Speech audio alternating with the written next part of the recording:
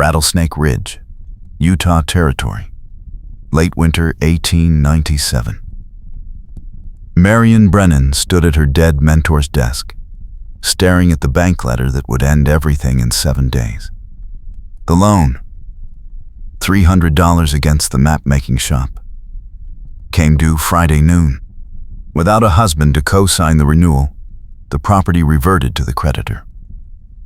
Her mentor had promised her the shop in his will, but territorial law said a single woman couldn't hold commercial property worth more than $50. She needed a husband. She had 6 days to find one. The stage line reroute would be finalized next month, and whoever controlled this crossroads would control the future of Rattlesnake Ridge. Bruno Wainwright knew that. He held the loan paper, and he wanted her gone. Marion folded the letter, tucked it in her apron pocket, and walked down Main Street toward the Silver Spur Saloon. February wind cut through the narrow street, carrying dust and the smell of livestock from the corrals. The town sat quiet in the thin afternoon light, most folks inside against the cold. She pushed through the saloon doors. The place smelled like sawdust and whiskey. A handful of men played cards at a corner table. Behind the bar, the owner polished glasses with a rag that had seen better days. At the piano in the back corner sat Micah Fletcher. Marion had seen him around town for 3 months now. He played piano most evenings, quiet songs that never drew attention. He kept to himself, never drank more than 1 beer, never gambled, never caused trouble. He was maybe 32. Sandy blonde hair that needed a trim, lean build, calm gray eyes that watched everything and said nothing. He wore a dark vest over a white shirt, sleeves rolled to his elbows, and he played like a man who had nowhere else to be. She walked straight to the piano. He finished the phrase he was playing and looked up. "Help you with something." His voice was low, no hurry in it. I need to hire you for a week. He tilted his head, hands resting on the keys. "I play piano. Not much call for that, outside a saloon." I need a husband. That got his attention. His eyebrows went up 1/2 inch. "You asking me to marry you?" Temporarily. I have a legal deadline. Friday noon. If I am not married by then, I lose the map-making shop. Territorial law says I cannot hold the property alone. I need someone to stand beside me at the land office, sign his name, and stay married to me for 1 week while the paperwork clears. After that, we file for dissolution, and you walk away. Micah leaned back on the piano bench, studying her. "What is the catch?" Bruno Wainwright holds the loan. He wants the property. If he finds out I hired a husband, he will cause trouble. You would need to play the part convincingly for 7 days. "And what do I get out of this?" $200. That is everything I have saved. Micah was quiet for a long moment. Then he stood, closed the piano lid, and picked up his hat from the bench. "I will do it for 100. But I need you to know something first. I am carrying a map. It shows a route the Denver and Rio Grande Railway surveyed 3 years ago, before they abandoned the line. If that map gets out, it proves Bruno Wainwright lied to the territorial legislature about the feasibility of the Northern Spur. He has been buying up land along a route he claimed was unworkable, and he has been foreclosing on properties to clear the path. If he knows I have that map, he will kill me. If you marry me, even temporarily, you are putting yourself in his crosshairs." Marion felt her pulse kick up, but she did not step back. Why do you have the map? "I used to work for the railway. I was a surveyor. I kept a copy because I knew someone would try this. I just did not know it would be Wainwright. Then, we have a common enemy. We do.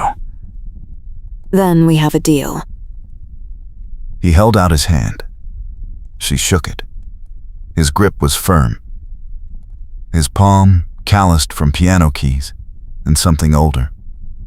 Something that came from holding surveyor tools in all weather. When do we start?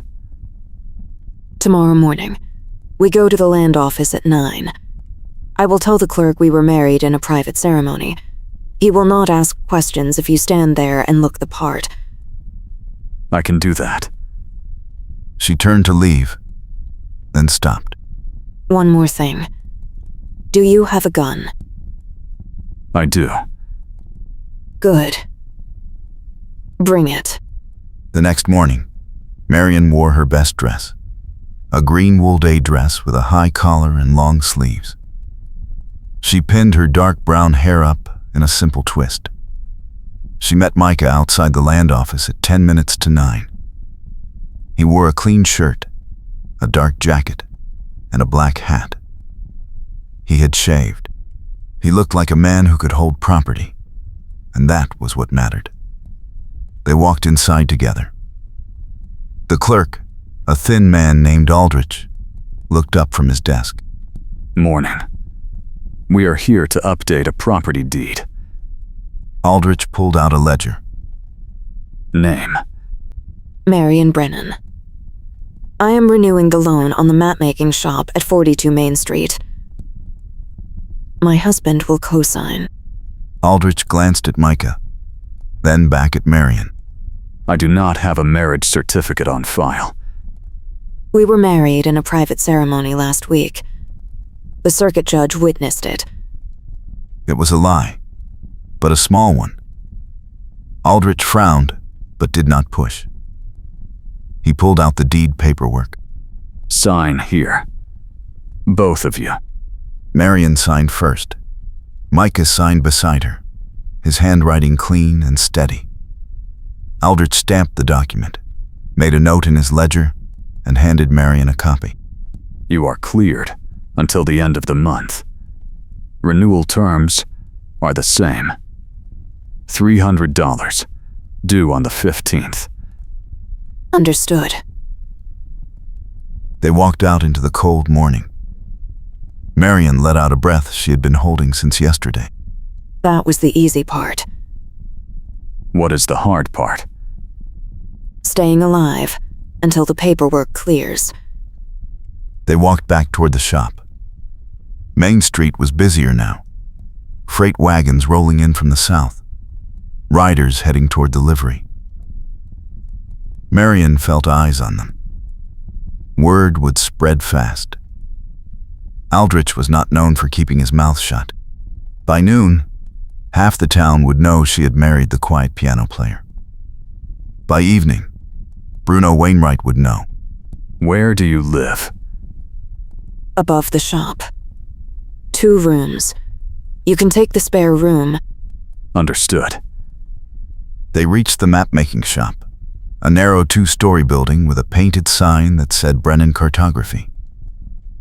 Marion unlocked the door and led him inside. The ground floor was a single room filled with drafting tables, shelves of rolled maps, surveying tools hung on pegs. A staircase in the back led up to the living quarters. You can set your things upstairs. I have work to finish. Micah nodded and climbed the stairs.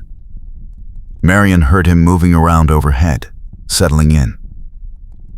She pulled out a half-finished township map and tried to focus on the property lines. But her hands were shaking. She set down her pen and walked to the window. Across the street, a man in a long coat stood under the awning of the general store, watching her shop. She recognized him, one of Wainwright's men, a deputy named Colfax. He did not move, just stood there smoking a cigarette, his eyes on her door. Marion stepped back from the window. Micah came down the stairs. We are being watched. He walked to the window, glanced out. Colfax. He is on Wainwright's payroll. How do you know that? I pay attention. He moved away from the window and sat at the drafting table, looking at her maps. You are good at this. My mentor taught me. He spent 40 years mapping this territory. When he died, he left me the shop. Wainwright held the loan, but he promised to renew it without trouble. Then the stage line announced the reroute. Suddenly, the terms changed. Suddenly, I needed a cosigner. He wants the crossroads. Yes. And the map I am carrying proves he has been planning this for years. Can we use it? Not yet. If I bring it out now, he will claim it as a forgery. I need proof of his fraud first. Something that ties him directly to the land scheme. Like what? Like the forged loan papers he has been using to foreclose on properties. If we can get our hands on those, we can prove he has been altering the terms after people sign. Where would he keep them? His office. Above the bank. Marion felt a chill run through her. You want to break into Bruno Wainwright's office? I want to find evidence. How we get it is negotiable. She thought about that. The bank sat 2 blocks down. A brick building that looked more solid than anything else in town. Wainwright kept an office on the 2nd floor. She had been there once, months ago, when she tried to renegotiate the loan terms. He had smiled at her, polite and cold, and told her the terms were set. She remembered the filing cabinets behind his desk, rows of them, all locked. He keeps guards. At night. During the day, it is just him and a clerk. You are serious about this. If we do not stop him, he will take everything, not just from you, from everyone in this town. She looked at him, this stranger she had hired for a week, and realized he was right. Wainwright would not stop with her shop. He would foreclose on every property along the new stage route, clear the land, and sell it to the railway for 10 times what he paid. He would destroy Rattlesnake Ridge and walk away rich. All right. What is the plan? We go tonight, after the bank closes. I know how to pick a lock. You keep watch. That evening, they ate a quiet supper in the upstairs rooms. Marion made beans and cornbread, simple food that sat heavy in her stomach. Micah cleaned his revolver at the table, checking the cylinder, wiping down the barrel. He moved with the ease of someone who had done it 1,000 times. Where did you learn to shoot? My father. He was a marshal in Kansas. What happened to him? He arrested the wrong man. The man's brother killed him. Marion set down her fork. I am sorry. It was a long time ago. He holstered the revolver and stood. We should go. The bank closes at 6. Wainwright usually leaves by 7. We can get in through the back. They left the shop through the rear door, taking the alley behind Main Street. The sun was setting, casting long shadows across the dusty ground. Marion wore a dark shawl over her dress. Micah moved quietly beside her, his hand resting on his hip near the revolver. They reached the back of the bank. A narrow staircase led up to a 2nd floor door. Micah climbed first, testing each step for creaks. At the top, he knelt in front of the lock and pulled a thin piece of wire from his pocket. Marion kept watch, her heart pounding so hard she thought it might give them away. Micah worked the lock for maybe 2 minutes. Then the door clicked open. He stood, pushed the door inward, and motioned for her to follow. Inside, the office was dark. Micah closed the door behind them and moved to the desk. Marion lit a small oil lamp she had brought, keeping the flame low. The office smelled like cigar smoke and old paper. Filing cabinets lined the wall behind the desk, each one labeled with a year. Micah pulled open the drawer marked 1897. It was full of folders, each one labeled with a property address. He pulled out a stack and handed half to Marion. Look for anything that shows altered signatures or changed terms. They worked in silence, flipping through pages of loan agreements, deeds, and payment records. Marion found 3 files where the ink looked different between the signature line and the terms above it. She set them aside. Micah found 2 more. Then he found something else. He held up a folder, his face grim. Look at this. Marion leaned over. Inside the folder was a photograph plate, the kind used in old cameras. The image showed a man lying face down in the dirt, a bullet wound in his back.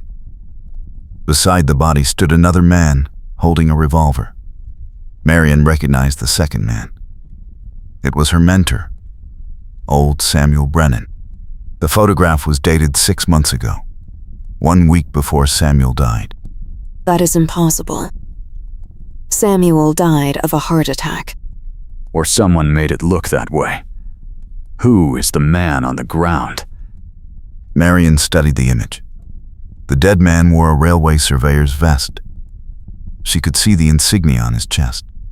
I do not know. But if this photograph is real, it means Samuel killed a railway surveyor. Or someone wants it to look that way. This plate was taken from a specific angle. See how the shooter's face is clear but the background is blurred. Someone staged this. Wainwright. Most likely. If he could frame Samuel for murder, he could pressure him into signing over the property. But Samuel died before he could sign. So Wainwright moved to the next step, foreclosing on you. Marion felt sick. She had spent 6 months believing Samuel died peacefully in his sleep. Now she was staring at evidence that suggested he was murdered, and that someone had framed him first. We need to take this. If we take it, he will know we were here. He is going to know anyway. Colfax has been watching your shop all day. Before Marion could answer, footsteps echoed on the stairs outside. Heavy boots. More than one person. Micah grabbed the photograph plate and the forged loan files, stuffed them inside his jacket, and blew out the lamp. Back door. Now. They moved fast, crossing the office in darkness. Micah tried the back door. Locked from the outside. The footsteps reached the landing. A key scraped in the lock. Micah pulled his revolver, motioned Marion toward the window. She opened it. Cold air rushing in. Below, the alley stretched dark and empty. Jump. I will cover you. She did not argue. She climbed out onto the narrow ledge, gripped the windowsill, and dropped. She hit the ground hard, her ankle twisting under her. Pain shot up her leg, but she bit down on the cry and rolled to her feet. Micah dropped beside her a second later. Behind them, the office door burst open. Voices shouted. A gunshot cracked through the night, the bullet splintering the window frame above them. Run. They ran. Marion's ankle screamed with every step, but she did not slow down. Micah stayed beside her, his hand on her arm, pulling her forward. More gunshots rang out, bullets kicking up dust behind them. They turned the corner onto Main Street, ducked into the space between 2 buildings, and pressed themselves against the wall. Footsteps pounded past. Voices called out, searching. Marion tried to catch her breath, her heart hammering. Micah leaned close, his voice barely a whisper. We need to get back to your shop, grab what we need, and leave town tonight. We cannot leave. If we run, he wins. If we stay, we die. Not if we use what we found. Micah looked at her, his gray eyes hard.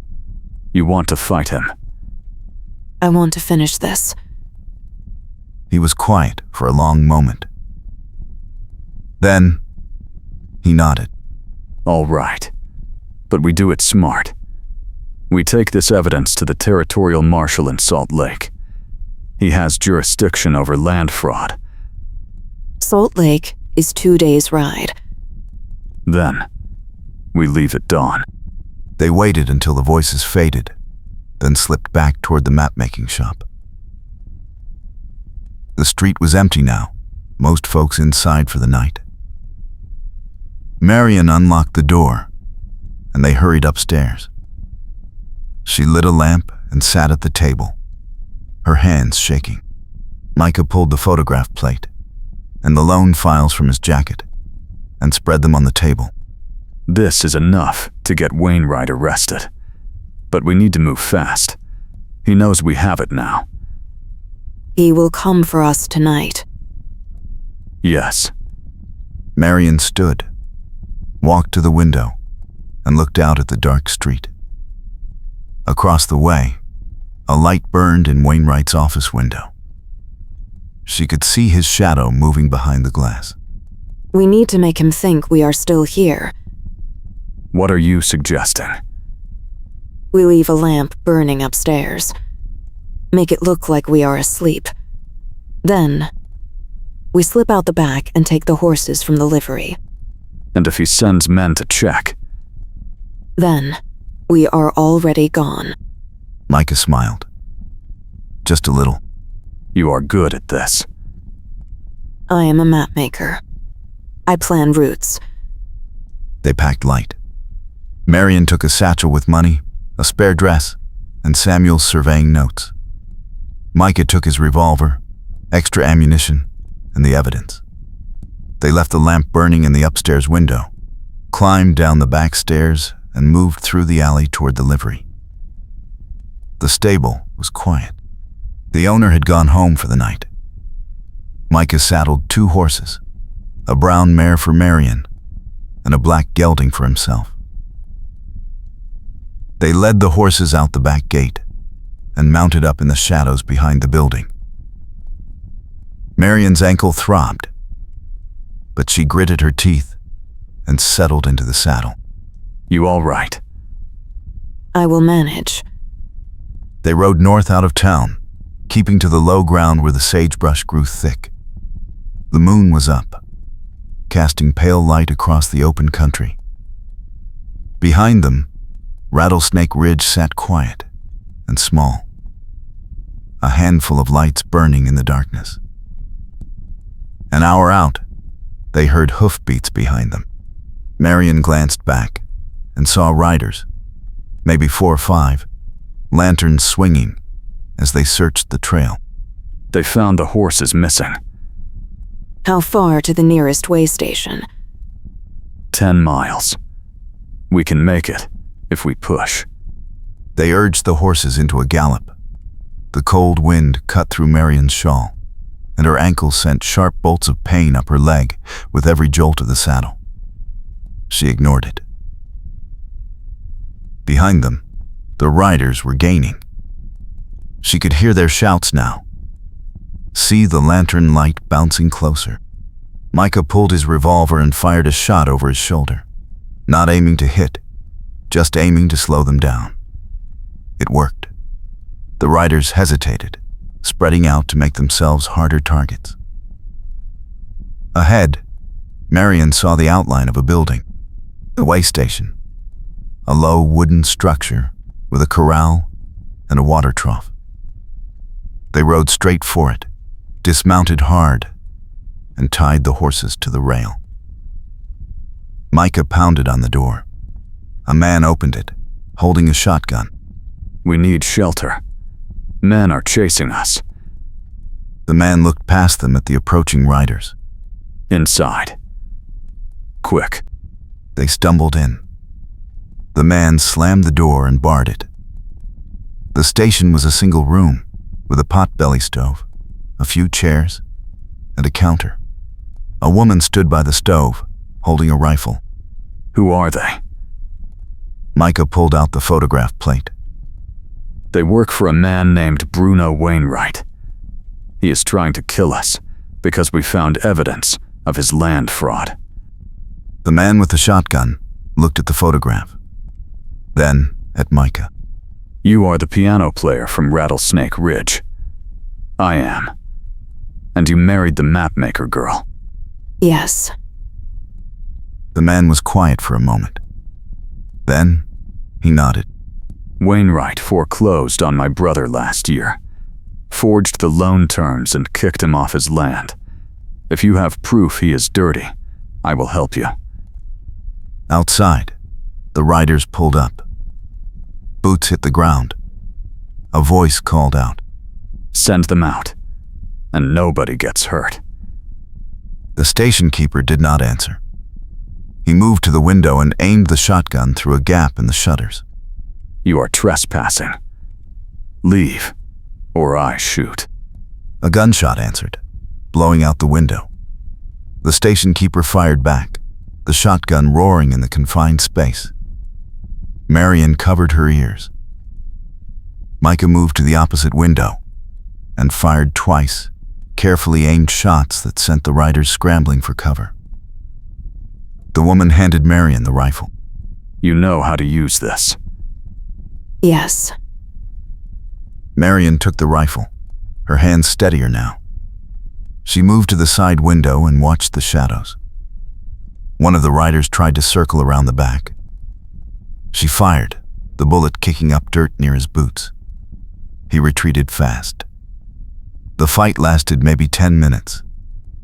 Then the riders pulled back. Hoofbeats faded into the distance.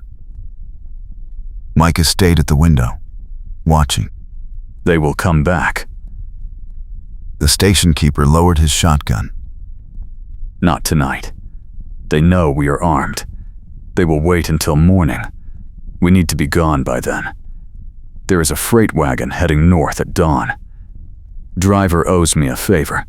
He can take you as far as the railhead. From there, you can catch a train to Salt Lake. Thank you. The station keeper nodded. My name is Roy Tibbs. My brother lost everything because of Wainwright. If you take that bastard down, you do it for all of us. They spent the night in the way station, taking turns on watch. Marion slept for maybe 2 hours, her ankle propped up on a rolled blanket.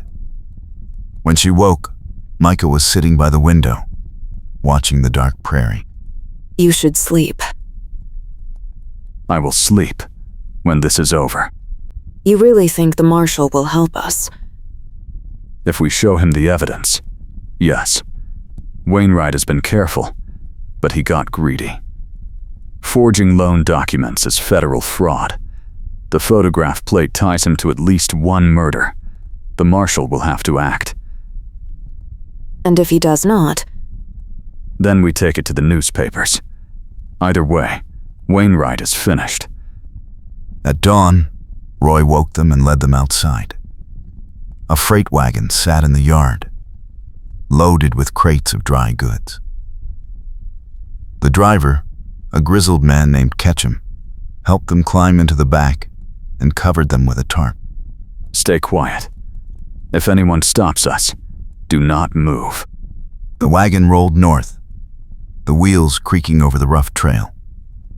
Marion lay beside Micah under the tarp, the evidence tucked between them. The smell of canvas and dust filled her nose. Hours passed. The wagon stopped twice, once for water and once to let another wagon pass. Each time, Marion held her breath, listening for voices that might mean trouble. None came. By midday, they reached the railhead, a cluster of buildings around a small depot. Ketchum pulled the tarp back and helped them down. Train leaves in an hour. Good luck. They bought tickets with the last of Marion's money and boarded the train just as the whistle blew. The car was half empty, a few passengers dozing in their seats.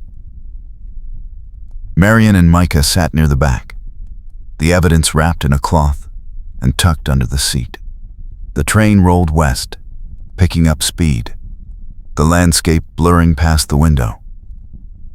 Marion leaned back, exhausted. Her ankle still hurt, but the swelling had gone down. Micah sat beside her, his eyes on the door, always watching. When did you stop trusting people? When my father died. That must have been hard. It was. But it taught me to pay attention, to see when someone is lying. Is that why you kept the railway map? Yes. I knew someone would use it. I just did not know who. The train rolled into Salt Lake City at sunset. They stepped off onto a crowded platform, the city noise and bustle a shock after days in the open country. Micah led the way to the Federal Building, a tall brick structure near the center of town. Inside, they asked for the territorial marshal. A clerk told them to wait. They sat on a bench in the hallway, the evidence on Micah's lap. An hour passed. Then a door opened, and a man in a dark suit stepped out. He was maybe 50, with a gray beard and sharp blue eyes. I am Marshall Hawkins. You have information about land fraud in Rattlesnake Ridge. Micah stood and handed him the photograph plate and the forged loan documents. Bruno Wainwright has been altering loan terms and foreclosing on properties to clear land for the railway. This photograph plate was used to frame a man named Samuel Brennan for murder. Samuel died 6 months ago under suspicious circumstances. These loan documents show forged signatures. Wainwright owns deputies in Rattlesnake Ridge. He tried to kill us last night to stop us from bringing this to you. Marshall Hawkins studied the documents, his face hard. How do I know these are not forgeries themselves? Because I have the original railway survey map that proves Wainwright lied to the territorial legislature. He claimed the northern spur route was unworkable. The map shows it was viable. He used that lie to buy up land cheap. Micah pulled the map from inside his jacket and unrolled it on the marshal's desk. Hawkins leaned over it, tracing the route with his finger. This is dated 1894. Yes. 3 years before Wainwright started buying land along this exact route. Hawkins straightened. Wait here. He disappeared into an office. Marion and Micah sat in silence. The building was quiet, just the sound of footsteps overhead and the distant clatter of a typewriter. 20 minutes later, Hawkins returned with 2 federal deputies. I am issuing a warrant for Bruno Wainwright's arrest. These men will ride to Rattlesnake Ridge tonight. You 2 will come with us. I need you to testify. When? Tomorrow morning. Judge Carver is in town for the circuit. We will hold a preliminary hearing. That night, they stayed in a hotel near the Federal Building. 2 rooms on the 2nd floor. Marion soaked her ankle in cold water and wrapped it in a clean bandage. Micah sat by the window in his room, his revolver on the table, watching the street below. The next morning, they walked to the courthouse, a stone building with tall columns. Inside, the courtroom was packed. News of the hearing had spread fast. Marion saw faces from Rattlesnake Ridge in the crowd. People who had lost property to Wainwright. People who had been waiting years for justice. Judge Carver was a stern man with white hair and a no-nonsense voice. He called the hearing to order and asked Micah to present the evidence. Micah stood and laid out everything: the forged loan documents, the photograph plate, the railway survey map. He spoke clearly, without emotion, letting the facts tell the story. When he finished, the judge called Marion to the stand. Miss Brennan, you witnessed Bruno Wainwright's attempt to foreclose on your property. Yes, Your Honor. He altered the loan terms after my mentor died. He required a cosigner, something that was not in the original agreement. When I could not provide one, he threatened foreclosure. And you married Mr. Fletcher to meet that requirement. Yes. Did you know at the time that Mr. Fletcher possessed evidence of Wainwright's fraud? No. I learned that after we were married. The judge made a note. Then he called the federal deputies to testify. They confirmed that Wainwright had fled Rattlesnake Ridge the night before, but they had tracked him to a ranch outside town. He was arrested that morning without resistance. The judge reviewed the evidence one more time, then looked up. This court finds sufficient cause to charge Bruno Wainwright with federal land fraud, forgery, and conspiracy to commit murder. Mr. Wainwright will be held without bail pending trial. All foreclosures executed under fraudulent loan documents are hereby nullified. Property deeds will be restored to their rightful owners. The courtroom erupted. People cheered. Marion felt her knees go weak. Micah caught her arm, steadying her. The judge banged his gavel. Order. This hearing is adjourned. Outside, the crowd spilled into the street. People shook Micah's hand, thanked Marion, called them heroes. She felt dizzy, overwhelmed. Micah pulled her aside, away from the noise. You all right? I think so. It is over. Yes. They stood there for a moment, the morning sun warm on their faces. Then, Marion realized something. We are still married. Technically. The paperwork was filed. The deed is in both our names. It is. So what do we do now? Micah looked at her, his gray eyes calm. That depends. On what? On whether you want to stay married. Marion felt her breath catch. I hired you for a week. The week is over. Yes. And I am still here. She looked at him. This quiet man who had walked into her life 6 days ago and risked everything to help her. He had asked for nothing, expected nothing. He had just stood beside her and fought. I do not even know if you like me. I married you, did I not? For money. I gave half of it back. That stopped her. You did. Because I did not do it for the money. Then why? Because you needed help. And because I liked the way you walked into that saloon and asked for exactly what you wanted.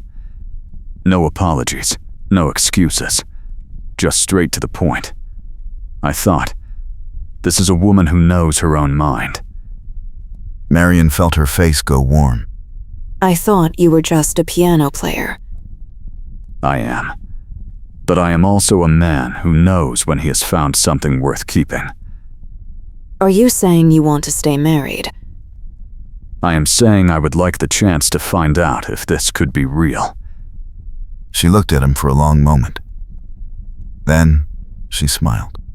I think I would like that too. He smiled back, and it changed his whole face. Good. They walked back to the hotel together. That evening, they took the train back to Rattlesnake Ridge. The town was different now. Lights burned in windows that had been dark. People stood on the boardwalks, talking, laughing. The fear that had hung over the place was gone. Marion and Micah walked down Main Street toward the map-making shop. The sign still hung above the door, slightly crooked. Inside, everything was just as they had left it. Maps on the tables, tools on the walls. Micah set his hat on the desk and looked around. This is a good place. It is. I could get used to it. You would have to give up the saloon. I think I can manage. She laughed. It felt good to laugh. Micah crossed the room and took her hand.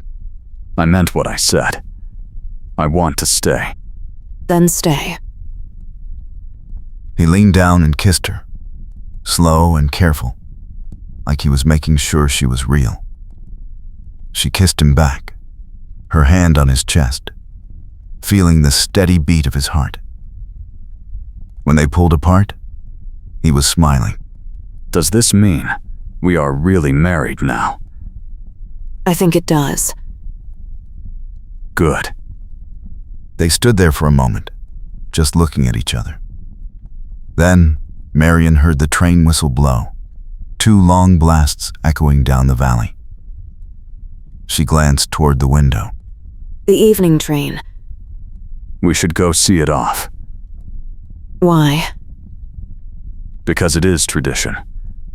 New couples stand on the platform and watch the train leave. It is good luck. I did not know you believed in luck. I believe in you. Close enough. They walked down to the depot, hand in hand. The platform was crowded with people waiting to board, freight being loaded, the conductor calling out destinations. The train sat on the tracks, steam hissing from the engine. Marion leaned against Micah, her head on his shoulder. The whistle blew again, and the train started to move, wheels grinding, picking up speed. People waved from the windows. The train rolled west, disappearing into the dusk. You know what this means. What? We have to actually run a map-making business now. You think you can learn surveying? I already know surveying. I told you, I used to work for the railway. Then, I think we will be all right. He kissed her again, right there on the platform, in front of everyone. Someone whistled. Someone else cheered. Marion did not care. She kissed him back, and when they pulled apart, she was laughing. What? I just realized something. I hired you for a week and ended up with a husband for life. Best deal you ever made. Yes. Yes, it was. They walked back through town together, the stars coming out overhead, the night air cold and clean. When they reached the shop, Micah unlocked the door and held it open for her. Inside, he lit the lamp on the desk. The warm light filled the room, pushing back the shadows. Marion looked around at the maps, the tools, the life she had fought so hard to keep. And she looked at Micah, this man who had walked into her life and changed everything. What do we do now? Now, we live. And they did. In the days that followed, they reopened the map-making business. Micah taught Marion advanced surveying techniques. She taught him the fine details of cartography. They worked side by side, mapping the new stage routes, helping the town rebuild. People came to them for advice, for maps, for help settling property disputes. They became part of Rattlesnake Ridge in a way that felt right.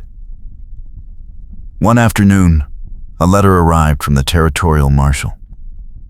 Wainwright had been convicted on all charges and sentenced to 20 years in federal prison. The properties he had stolen were being returned to their owners. The railway had canceled his contracts. It was over. Marion folded the letter and handed it to Micah. We did it. You did it. I just helped. No. We did it together. He smiled and pulled her close. Together.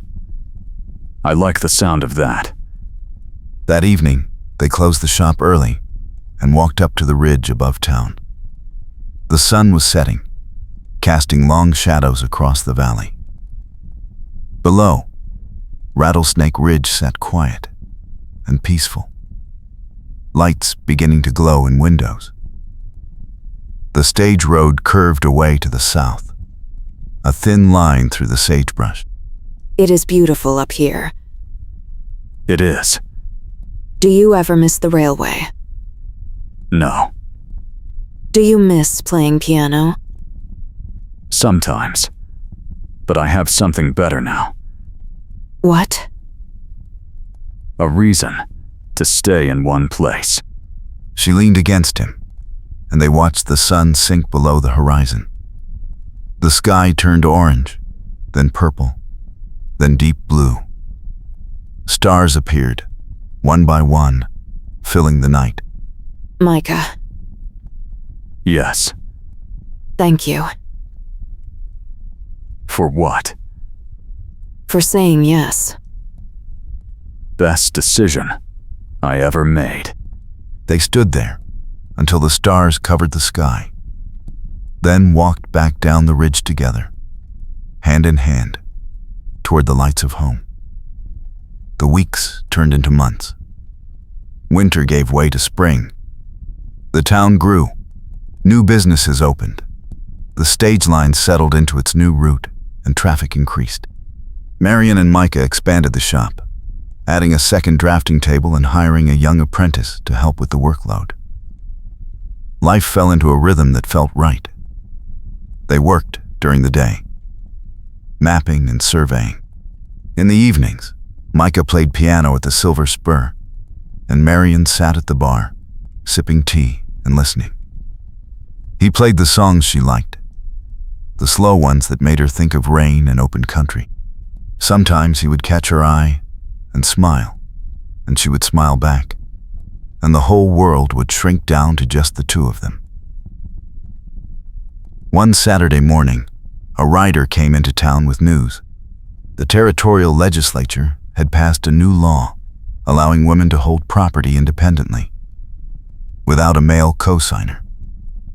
The law was retroactive, nullifying all the old restrictions.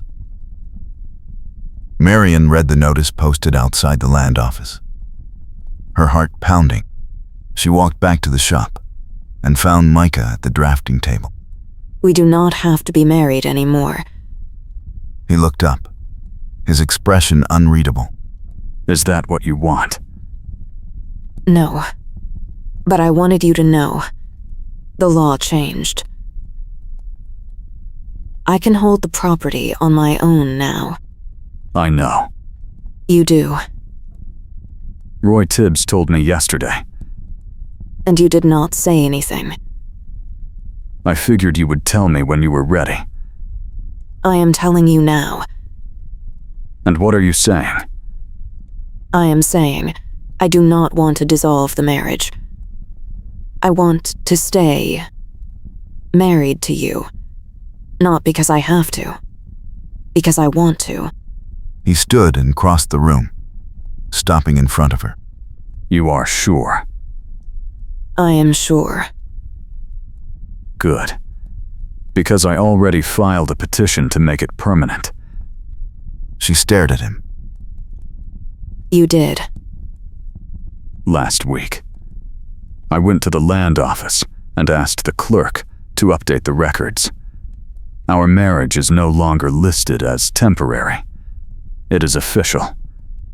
Why did you not tell me? Because I wanted you to have the choice. If you wanted to leave, you could. But if you wanted to stay, I wanted you to know I was already committed. Marion felt tears prick her eyes. You are impossible. I know. She kissed him, hard and fast, then pulled back. I love you. I love you too. It was the first time either of them had said it out loud. The words hung in the air for a moment, solid and real. Then Micah laughed and pulled her close. That was easier than I thought it would be. What was? Telling you. You could have told me weeks ago. I could have. But I wanted to wait until you were ready to hear it. I have been ready since the day we stood on that platform and watched the train leave. Then, we have been wasting time. We have the rest of our lives to make up for it. Yes. Yes, we do. That summer, they took a surveying job that led them into the high country north of Rattlesnake Ridge. They spent 2 weeks mapping a new road route, camping under the stars, working side by side. At night, they lay on their bedrolls and talked about the future. Marion wanted to expand the business, maybe open a second shop in Salt Lake. Micah wanted to teach surveying classes, pass on what he knew. They talked about children, maybe 2 or 3, and about building a house on the ridge above town where they could see the whole valley. They talked until the fire burned low and the stars wheeled overhead. And then they fell asleep with their hands linked between the bedrolls. One evening, they sat on the ridge, watching the sunset. Micah had brought his harmonica, and he played a soft tune, something slow and sweet. Marion leaned against him, her head on his shoulder. Do you ever think about how different things could have been? What do you mean? If I had not walked into that saloon. If you had said no. I think about it sometimes.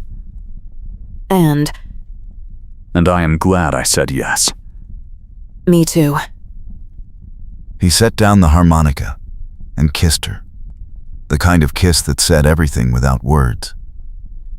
When they pulled apart, the sun had set, and the stars were coming out. You know what I realized? What? We never had a real wedding, We had a legal one. but not a real one. No ceremony, no vows. Do you want one? Only if you do. Marion thought about it. They were already married, in every way that mattered. But the idea of standing in front of their friends and neighbors, saying the words out loud, felt right. Yes. I think I do. Then let us do it. They planned the ceremony for the fall, when the air turned cool and the leaves on the cottonwoods turned gold. They held it in the town square, under the big tree where people gathered for announcements. The whole town came. Roy Tibbs and his wife brought a cake. The saloon owner played fiddle. The circuit judge officiated, the same man who had convicted Wainwright months before. Marion wore a simple white dress she had sewn herself. Micah wore a dark suit and a new hat. They stood facing each other under the tree, and the judge asked them to speak their vows. Marion, I promise to stand beside you, to protect you, to listen to you, and to love you every day for the rest of my life. His voice was steady, but his hands shook when he took hers. Marion squeezed his fingers. Micah, I promise to trust you, to challenge you, to build a life with you, and to love you every day for the rest of my life. The judge smiled. By the power vested in me by the territory of Utah, I now pronounce you husband and wife. Again. The crowd laughed. Micah kissed her, and everyone cheered. Afterward, there was food and music and dancing. The town celebrated late into the night. Marion and Micah danced under the stars, his arms around her, her head on his chest. This is perfect. It is. I cannot believe how much has changed in a year. A year ago, you walked into a saloon and asked me to marry you. Best risk I ever took. Best risk we ever took. They danced until the music stopped and the crowd thinned. Then they walked home together, hand in hand, the stars bright above them. The next year brought new challenges. The railway finally announced plans to extend the line through Rattlesnake Ridge. The town boomed. New settlers arrived. Property values soared. Marion and Micah worked harder than ever, mapping new parcels, helping people file claims, resolving boundary disputes. They hired 2 more apprentices and moved into a larger building on Main Street. But no matter how busy they got, they always made time for each other. Every evening, they closed the shop at 6 and walked home together. They cooked supper, talked about their day, and sat on the porch watching the stars. On Sundays, they rode out to the ridge and spent the afternoon in the open country, mapping for pleasure instead of work. One spring morning, Marion woke up feeling strange. She sat at the breakfast table, pushing her eggs around her plate. Micah noticed. You all right? I think so. Just a little queasy. Maybe. You are coming down with something. Maybe. But the queasiness did not go away. It lasted a week, then 2. Marion finally went to see the town doctor, an older woman named Sarah Kemp. Dr. Kemp examined her, asked a few questions, and then smiled. You are pregnant. Marion sat very still. I am. About 6 weeks, I would say. Congratulations. Marion walked home in a daze. She found Micah in the shop, working on a township map. Micah, He looked up. What is wrong? nothing is wrong. I am pregnant. He stared at her for a long moment. Then he crossed the room and pulled her into his arms. Are you sure? Dr. Kemp confirmed it. We are having a baby. Yes. He laughed, a sound of pure joy, and kissed her. This is the best news I have ever heard. You are happy. I am thrilled. That night, they sat on the porch, watching the stars. Micah had his arm around her, his hand resting on her stomach. Boy or girl, I do not know. either way, we will teach them to map And to play piano. and to stand up for what is right. Yes. The baby came in late fall, a healthy girl with dark hair and gray eyes. They named her Claire, after Micah's mother. Claire was a good baby, curious and calm. She slept through the night by 3 months and laughed at everything. Marion and Micah took turns caring for her, balancing work and family with the same teamwork that had gotten them through everything else.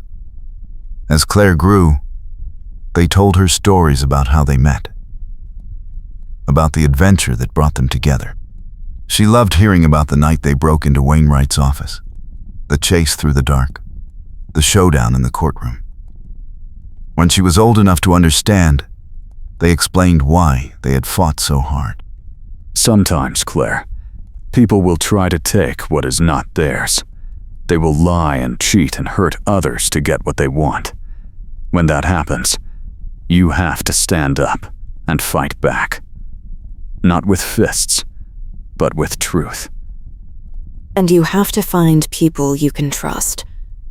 People who will stand beside you when things get hard. Like your mother and I do for each other. Claire nodded, her gray eyes serious. I will remember. The years passed. Claire grew into a sharp, quick girl who loved maps and music. She learned to survey with her father and to draft with her mother. By the time she was 10, she could read a township plat faster than most adults. One summer evening, when Claire was 12, the family stood on the ridge above town, watching the sunset. The valley had changed. The railway ran through now, and new buildings lined the streets. But the ridge was still wild, still beautiful. Claire pointed at the town below. Someday, I want to map the whole territory. You will. How do you know? Because you have your mother's determination, and my attention to detail. And because we will teach you everything we know. Claire smiled. I am lucky. We all are. Micah put his arm around Marion, and she leaned into him. They had built something here, something solid and real. A business, a family, a life. It had started with a desperate gamble and a stranger's trust, but it had grown into something neither of them could have imagined. As the sun sank below the horizon, Marion thought about that day in the saloon. The day she had walked in and asked a quiet piano player to marry her. She thought about the risks they had taken, the dangers they had faced, the love they had found. Micah, Yes, I would do it all again. so would I. He kissed her, and Claire made a face. You two are always kissing. Get used to it. They laughed, and the sound carried across the ridge, mixing with the wind. Below, the lights of Rattlesnake Ridge began to glow, one by one, filling the valley with warmth. And on the ridge, a family stood together, watching the stars come out, knowing they had everything they needed. Years later, when people asked Marion how she and Micah had met, she always told the truth. She walked into a saloon and hired him for a week. What she got was a lifetime. And that, she would say, was the best trade she ever made. On a cold morning in late winter, Marion stood in the shop, sorting through a stack of survey requests. Claire was at school, and Micah had gone to the land office to file some paperwork. The door opened, and a young couple walked in, nervous and hopeful. The woman carried a baby on her hip. The man held a crumpled piece of paper. We need help with a property claim. We filed months ago, but the land office says there is a problem with the boundaries. Marion looked at the paper.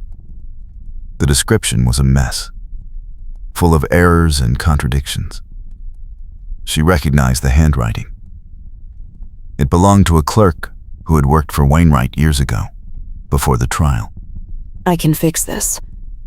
It will take a few days, but I can straighten it out. How much will it cost? Marion glanced at the baby, then at the worn clothing the couple wore. $10. We only have 5. Marion thought for a moment. Then she smiled. 5 will do. Come back on Friday. The couple left, relief written on their faces. Marion sat down and began redrafting the claim. She worked through lunch, lost in the precision of lines and measurements. When Micah returned, he found her still at the desk, ink on her fingers. You have been working all day. A young couple needed help. Their claim was a disaster. Did they pay? $5. And the usual rate is 10. They have a baby. Micah smiled and kissed the top of her head. You have a soft heart. I learned from the best. That evening, they walked home together as they always did. The streets were quieter now, the winter chill keeping most people indoors. Marion slipped her hand into Micah's. Do you ever miss it? Miss what? The music. The saloon. Sometimes. But I would not trade this for anything. Not even for a Carnegie Hall stage. Not even for that. They reached their house, a modest 2-story building on the edge of town. Inside, the fire was burning low.